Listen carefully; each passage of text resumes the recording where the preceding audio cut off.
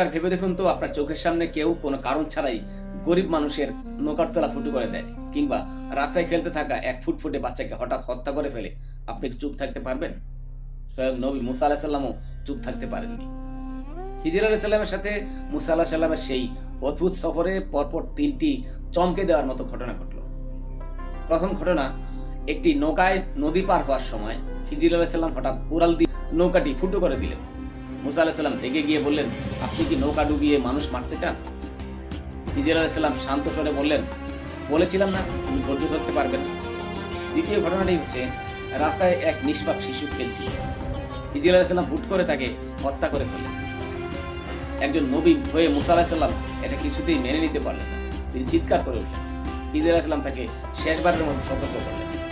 তৃতীয় ঘটনা, এক গ্রামে গিয়ে তারা খুব ক্ষুধার্ত অবস্থায় খাবার চাইলেন, কিন্তু গ্রামবাসীরা তাদের তাড়িয়ে দিলেন। অথচ সেই গ্রামেই বিনা পারিশ্রমিকে একটি ভেঙে পড়া দেয়াল ঠিক করে দিলেন খিজির আলাইহিস সালাম। মুসা আলাইহিস সালাম এবারও প্রশ্ন করে বসলেন। শর্ত ভেঙে যাওয়ায় এবার বিদায়ের সময় ঘনিয়ে এল। আল্লাহর প্রত্যেকটি কাজের পেছনেই গূঢ় রহস্য লুকিয়ে থাকে, যা সবসময় আমাদের এই সীমিত জ্ঞান দিয়ে বোঝা সম্ভব না। এবার মুসা আলাইহিস সালামের কাছে সেই রহস্যের পর্দা সরালেন খিজির আলাইহিস সালাম। কেন নৌকা ফুটো করলেন, কেনই বা বাচ্চার জান নিলেন, আর সেই দেয়ালের নিচেই বা কি লুকিয়েছিল? জীবনের সবচেয়ে বড় শিক্ষাটি পেতে কমেন্টে পর্ব 92 লিখে জানান। ভালো থাকুন, সুস্থ থাকুন, আল্লাহ হাফেজ।